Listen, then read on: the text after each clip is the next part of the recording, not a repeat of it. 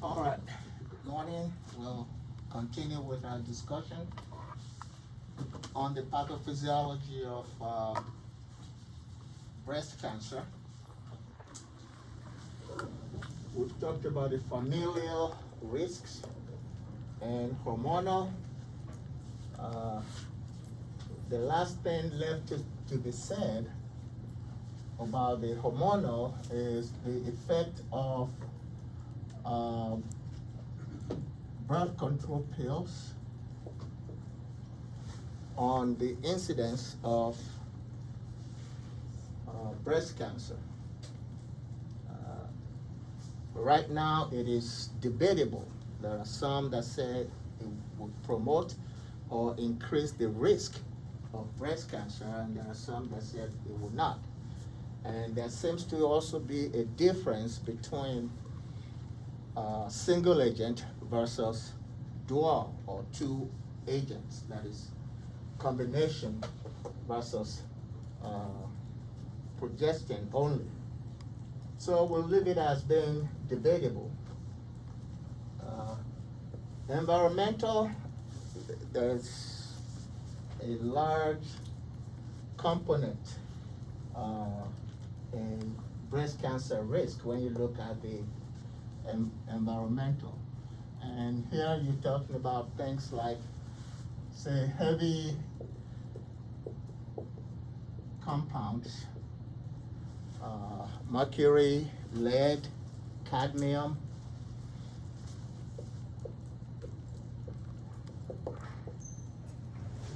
All those have been implicated as giving you a high risk for developing breast cancer. You know, that is heavy metals. Pesticides. Pesticides can also increase your risk. You have a lot of plastic that is floating around that can increase your chances of getting breast cancer. And you have your polychlorinated compounds, biphenyls.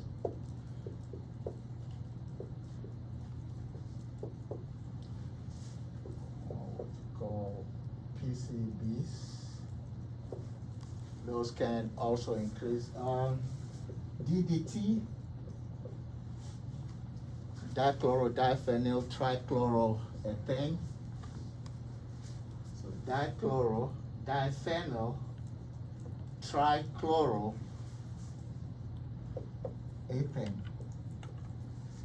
That can also increase one's chances of getting breast cancer. So you have a lot of those environmental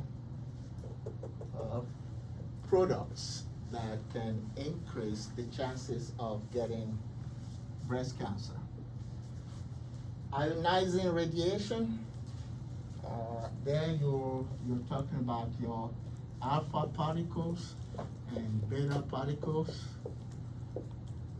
and then gamma particles or gamma rays, and of course X-ray, positron. All those can increase one's chances of getting breast cancer. Visible light is not ionizing. Okay? Infrared is not ionizing. So radio waves are not ionizing. Even your microwave is not ionizing. So those are not ionizing radiation sources. But these ones are. Fat, it is said that if you indulge in a lot of fatty foods, then you increase your chances of getting breast cancer. And that is why if you take statins, they tend to reduce your risk of getting breast cancer. There are some other things that can reduce, if you want to say prophylactic. Statins will be one. Evista can be prophylactic or reduce your chances of getting breast cancer. Toremifene is another one. Tamoxifen can also reduce your chances of getting a vista. If one has had breast cancer before, you can reduce the reoccurrence of that breast cancer if you start on Herceptin. So those are some that can reduce. And alcohol, that's another one that's a little bit debatable, but if you're talking about hard liquor, then you'll be talking about a possibility of increasing the chances of coming down with breast cancer. So all of those are possible risks of increasing breast cancer.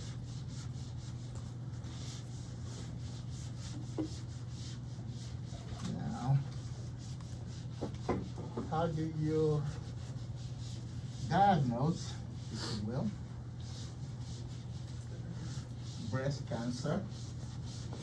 So we'll go to diagnosis.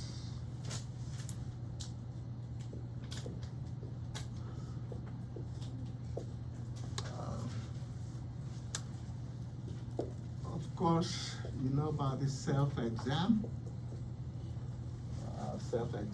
One will be looking for a tumor that is solid and that has a rough edge. So the edge will be rough, and it's usually stationary. It's usually a particular spot. You can quantify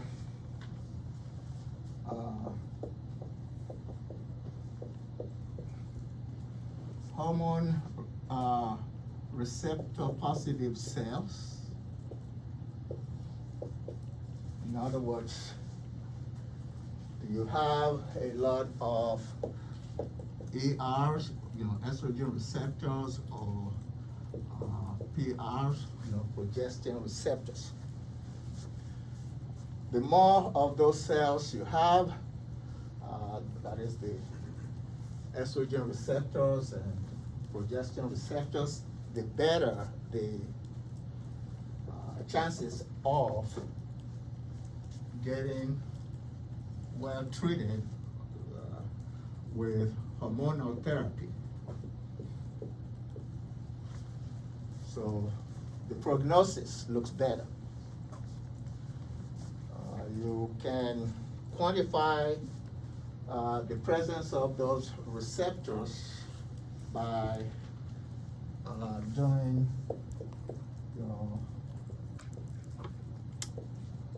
immunochemistry. Sometimes it's called histoimmunochemistry.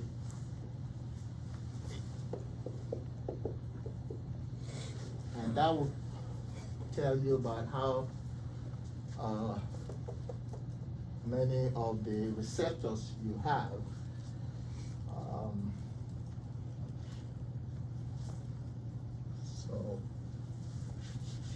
that can be used to manage it.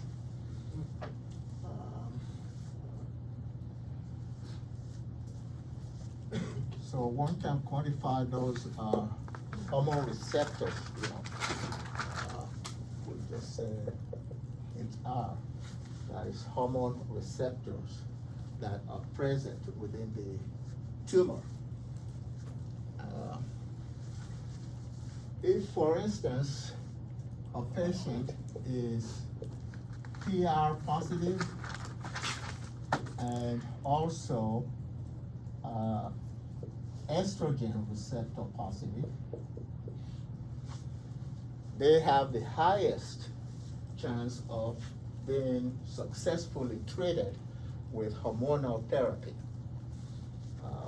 You quantify or you demarcate the chances of a breast cancer patient getting well treated by looking at what you call the survival rate, 5-year survival rate. If the patient is PR positive and ES positive or estrogen receptor positive, okay, their 5-year survival rate is around 70%. So it's very good. Very good. If they are PR positive, if they are PR positive, but ER negative, okay, that drops to about 50%.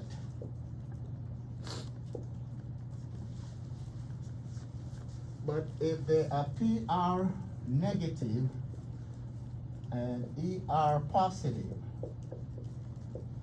it would only be about 30%. But if they are negative on both sides, it's about 10% survival rate, 5-year survival rate. So you see those receptors are important.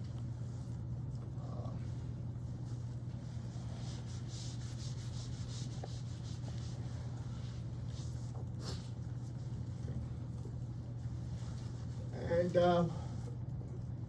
you can, of course, do a biopsy, you know, for diagnosis. For biopsy, you can do a surgical process to get the cells out of the tumor and then go to the lab and see if cancer cells are present. Okay. Or one can use mammotomy.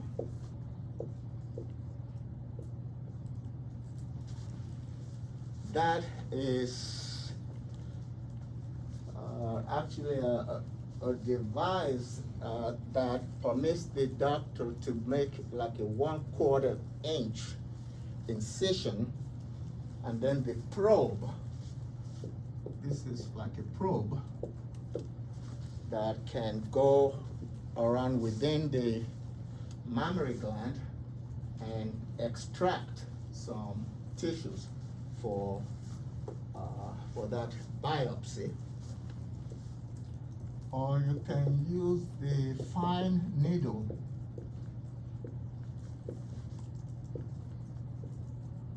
aspiration. There's this very long, thin needle that they will insert into the breast. And you know, it does not, you don't have to cut that much to get in there, or to get the tissues out. The needle just pierces through and they withdraw some of the cells for biopsy. And one can use different types of mammogram. I'll just call that taking a picture. You can use the basic old mammography system. That is just a 1D, single dimension, one-dimensional mammography is what you will get. And now you do have a 2D, which is digital, so you can get a 2D mammography. And then you have one that is now a 3D.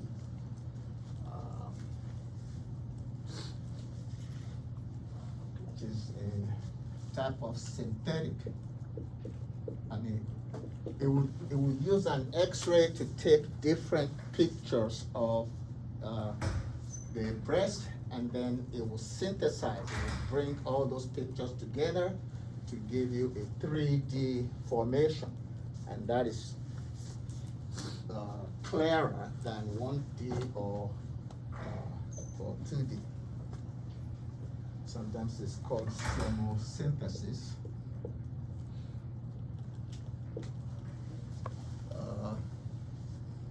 So one can use that.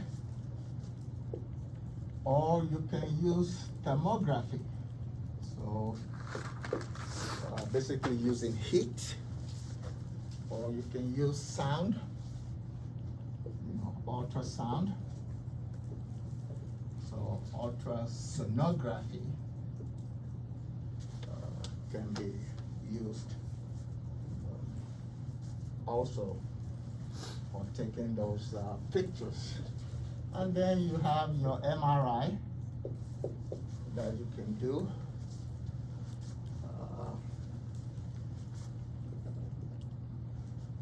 There's one now that is molecular in nature. So it's like a biomolecular system that can also get you the picture of the breast. So all of those can help in the diagnosis.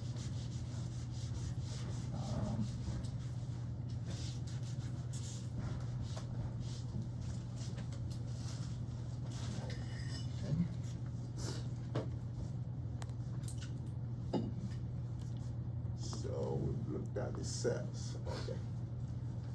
All right. How do we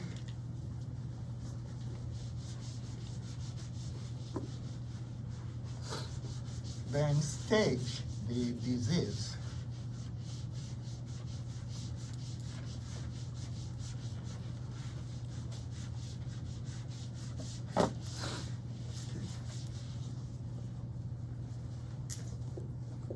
Because once you have determined that the lump is tumorigenic or is cancerous, then you have to stage it. You can use what is called the TNM staging method, which is tumor nodes and then metastasis. The tumor just stands for the lump in situ. So while it is still localized, it's still at a particular spot. So that's the TNM system. Or one can use the American Cancer Association system, which not only gives you stages 1, 2, 3, and 4, but it also gives you subdivisions, that is 1A, 1B, 2A, 2B, and so on. But they all fall down, come down to the same thing. You are looking at how much involvement the tissue or the body has with this cancer. So you look tumor, the node, and whether it has metastasized. So if the size of the tumor is less than 2 centimeters, okay, it will be a stage 1 because it will still be localized. It will still be, tumor in situ. Okay, so it will be a stage 1. There will be no nodes involved, no movement, no metastasis. Okay. A stage 2 will be greater than 2, okay, but less than 5 centimeters. It's larger than 2 centimeters, but not as large as 5 centimeters. And so usually there will be at least one node, auxiliary node involved, but no metastasis yet. For stage 3, of course, it will be greater or larger than 5 centimeters, in diameter. There will be nodes that will be involved, more than one, usually around 3 before they classify it as a 3, So you have at least 3, but still no metastasis involved. And then 4, of course, will be greater than 5. There will be multiple nodes involved. So there will be many nodes involved, and then it would have moved. It would have metastasized to other parts of the body. So that will be a stage 4. And that will be the highest. What is the difference between a stage 3 and 4? For the metastasis? Yeah. So that's the staging. And the higher the stage, the more difficult it is to manage.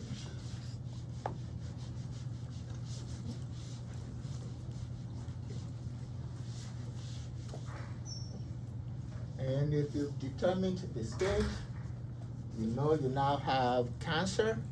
So the next thing will be, how do you treat it? So for treatment, you can use radiation.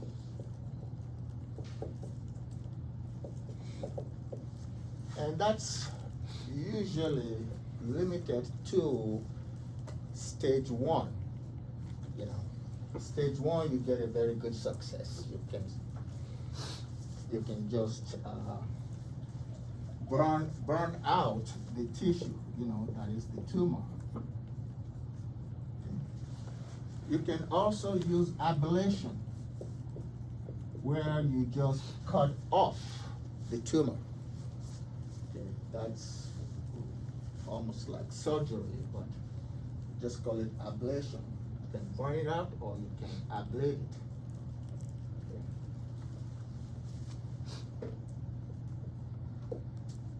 And 2, one can use surgery.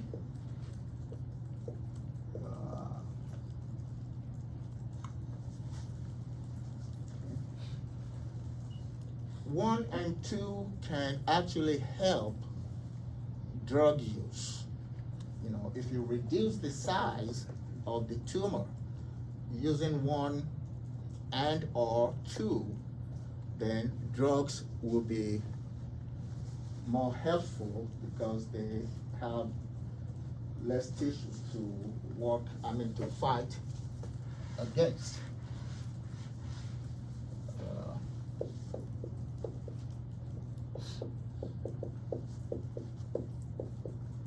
There is a concept that is called total kill concept. So your aim when you are using radiation or even surgery is to eliminate totally all the cancer cells. Because even if you leave 1 million cells in there, it can regenerate, it can grow back up. So the total kill concept is very important, and it's one of the reasons why you get recurrence of tumors, of cancer, if that concept is not followed. So you try to cut out or eliminate all of them. Sorry, but, so we cutting or reducing the size and then starting the medication to, for reaching to total kill concept. You can aim for total kill concept right from the beginning. You know, With even, medication? no. Even when the tumor is in situ.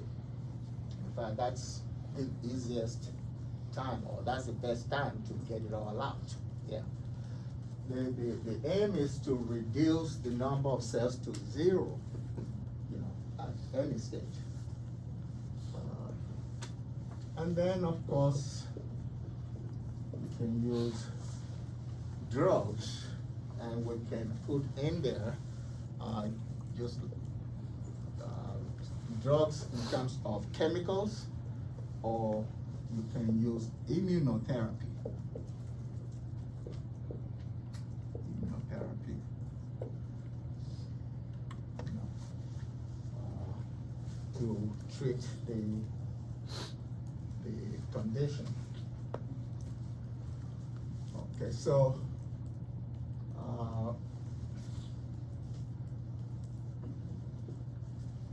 some types of surgery that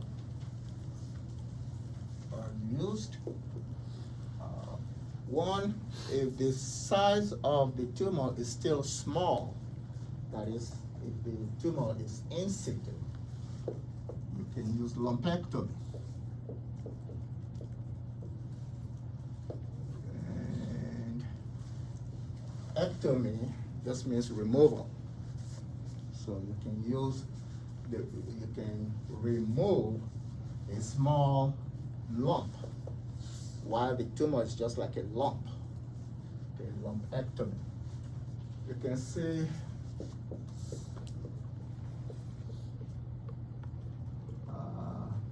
lumpectomy is sometimes referred to as telectomy. It's the same thing. So the tumor is still very small. And then you can hear of a quad incisus. Or you can put it as an incision. That's when the tumor is a little larger than what you would call a lump. You know, it's bigger than a lump. Okay, so you can use quad incision, which means you're just taking out a larger portion of the breast. And then you can use partial mastectomy. Okay, yeah, there's that word again. Basically, you're referring to the mast, like a mast, cell. So, in that situation, you're taking out a segment, of the breast, So you will remove the tumor, that is the cancer itself, and you will remove some surrounding tissues. And then 4 would be total mastectomy.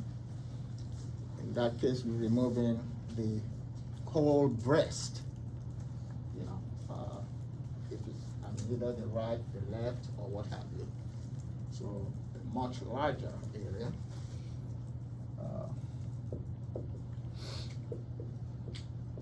And then you can have a moderate radical process, radical mastectomy. In that situation, one is reducing the whole breast, and you are removing the muscles around the chest, where that breast is. And then you can even see an auxiliary node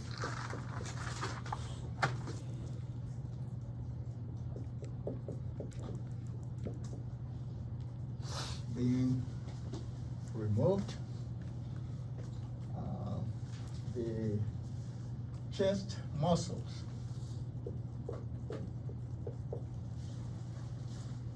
but it would be just the inferior, the small chest muscle. And then, of course, you will have radical.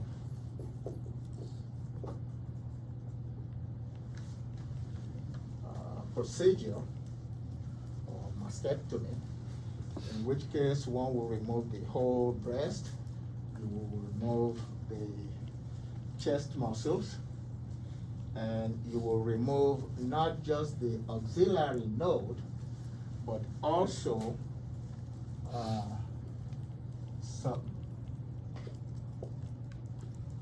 cervical.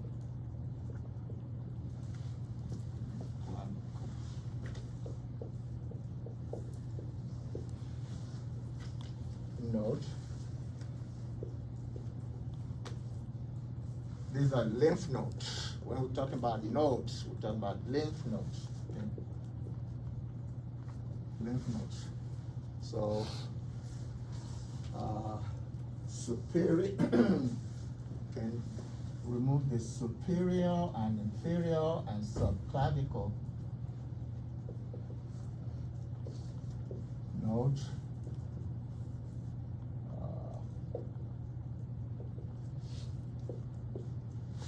And then, of course, the auxiliary lymph nodes. So that would be the radical mastectomy, when everything is just removed.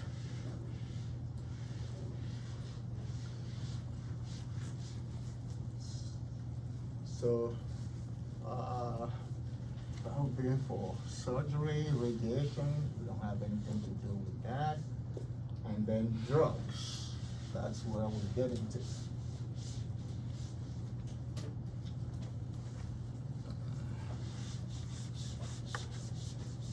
So you have many classes of drugs that you can use to treat breast cancer. And the first one we will start with will be your PARP inhibitors.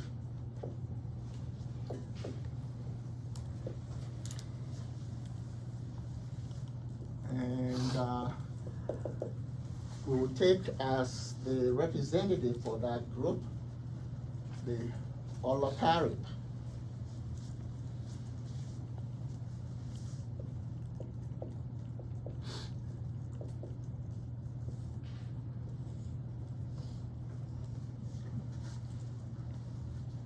So olaparib mechanism of action, if you just look at the name there, poly ADP ribose polymerase.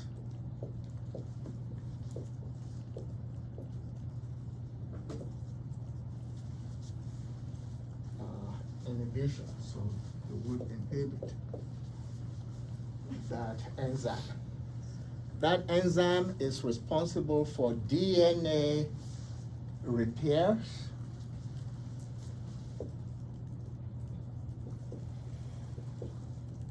Okay. DNA repairs. It is also responsible for the normal cell cycle, that is to go you know how you go is G1S, G2, and then M, and then back to G1. So that enzyme plays a role in cell cycle division that way. And it also plays a role in DNA translation.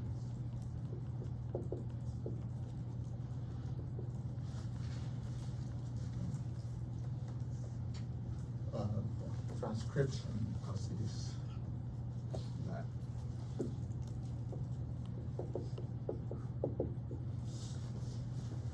So it works at those three levels. Okay. So that will be the mechanism of action of the drug. In terms of ADME, olaparib is administered orally. We give about 300 milligrams PO on a BID basis. Okay. And it should not be administered with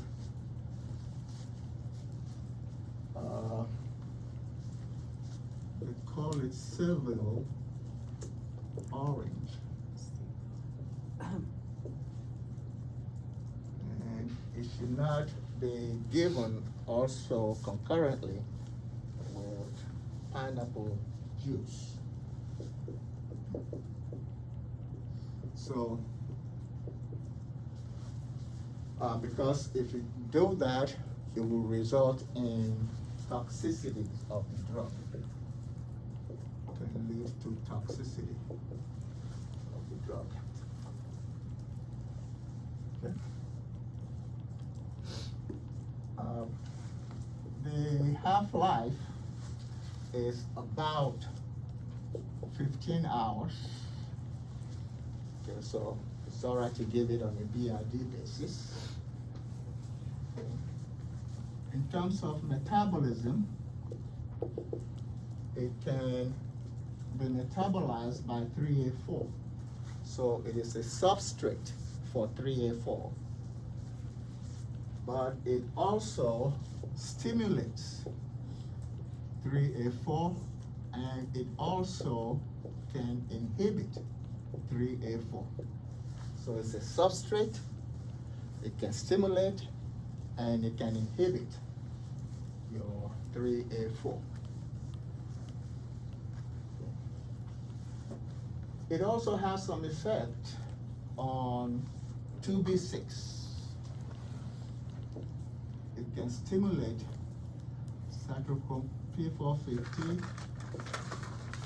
2B6. So it has all those effects. If we look at the plasma protein binding, it is about 82 in terms of plasma protein binding. And excretion is almost equal in terms of renal and fecal excretion. Is about 44% to 42%. So renal to fecal, 44 to 42. So about the same. Okay. Indications.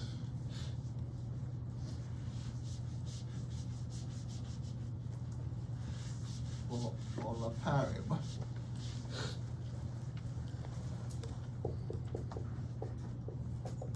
The drug can be used for breast cancer. It can also be used for ovarian cancer. And it can also be used in pancreatic cancer. And it can also be used to treat prostate cancer.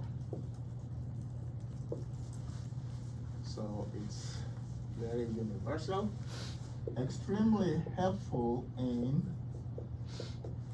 breast and ovarian cancers.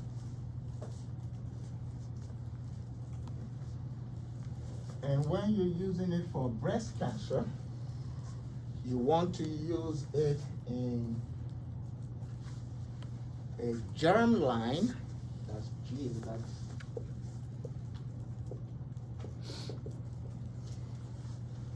germline BRCA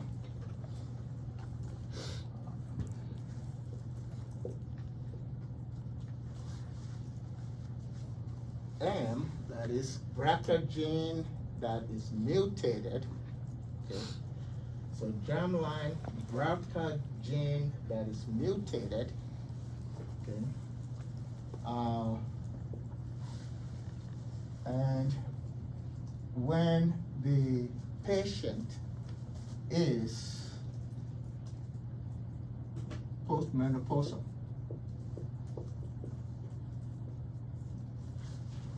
postmenopausal patient, and when that breast cancer has actually metastasized, that is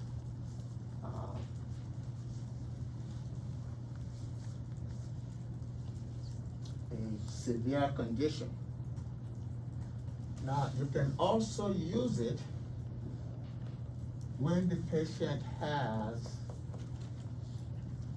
the breast cancer that did not come from or did not originate familially. If it's familial, it's germline, right? If it's not familial, then it is somatic. So whether the breast cancer came from family members that is passed down through the germs or germline, or whether the patient just acquired it, you know, that would be called a somatic. So somatic BRCA gene mutated, okay, in a patient who is postmenopausal. You can use olaparib. And you want to use it also in a patient who has the breast cancer that is Rh positive. Okay.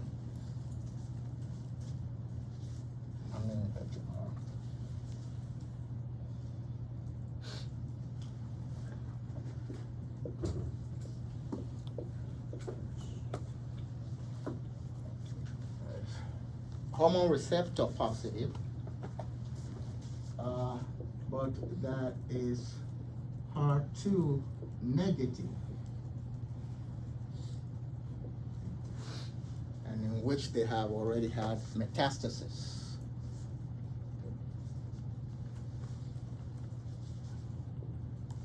So that's when olaparib is mostly used.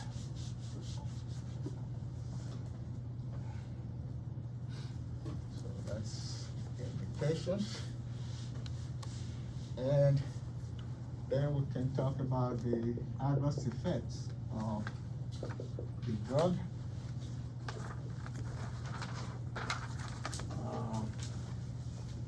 Olaparib can cause nausea, vomiting, diarrhea, and anorexia. Okay. It can also produce fatigue. That can be present. Myalgia, arthralgia, those can be present with that agent. You can see dysgeusia and dyspepsia as adverse effects of this agent.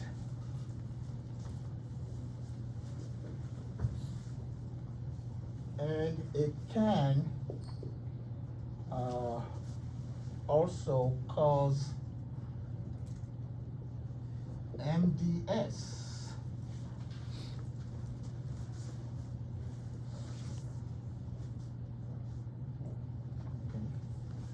And also acute myeloid leukemia, and it can produce venous thrombosis,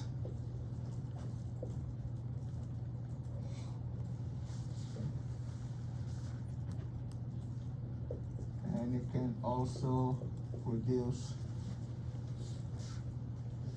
pulmonary embolism.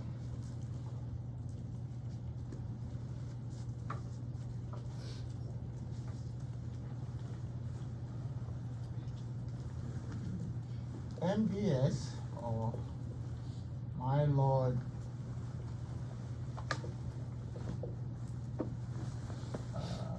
dysplasia,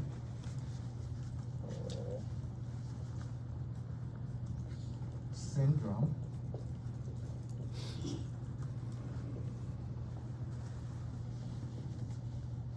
is a condition that is like a pre-leukemic condition.